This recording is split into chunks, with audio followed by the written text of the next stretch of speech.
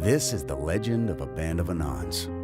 Patriots were fighting to save America and were continuously sabotaged by the media, who were terrified of the people waking up.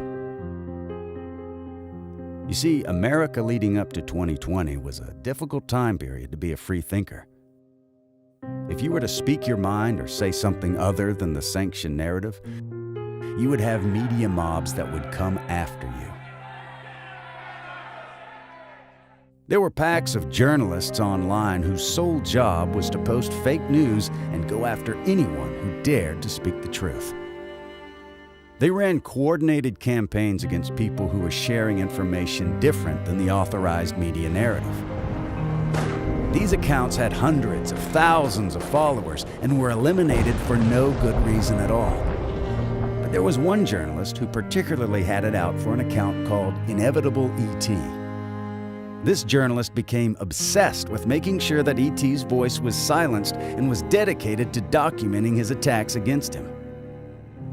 Just a couple weeks ago, this major QAnon account literally had a pinned tweet where he admitted he was using this account to get around his suspension.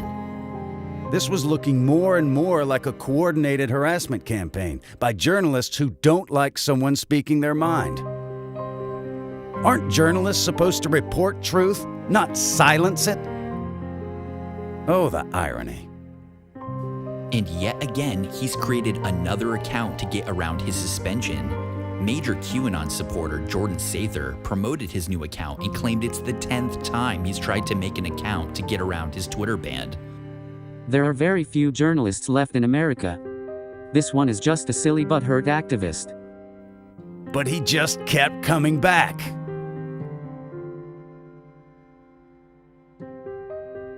Why would the media go to such great lengths to target and frame accounts for sharing information? What were they so afraid of? Luckily, QAnon had his back. Here's Q, just minutes ago, posting a link to and thus promoting and likely getting followers for the 15th version of this QAnon account that continues to evade Twitter's ban of him and Twitter's ban evasion rule. What the fake news media didn't understand was that IET and the digital soldiers were fighting for humanity and were being led by Almighty God and the power of Keck. The President of the United States retweeted this account today, who continues to evade Twitter's ban. Trump not only retweeted a 4th QAnon account today, but it's a major QAnon account that is currently on the 15th version of its Twitter ban evasion. And it wasn't just IET coming back, but all the digital soldiers continued to come back and fight to spread the truth. Hey Twitter, fuck you more. After nearly 7 months accumulating hundreds of thousands of followers and influencing Twitter trends, his 17th account has finally been suspended.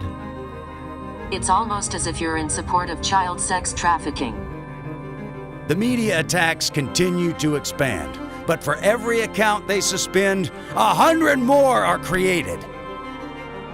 IET and the other digital soldiers' stories are far from over. The heart of a true patriot is one of the most powerful forms of love on earth.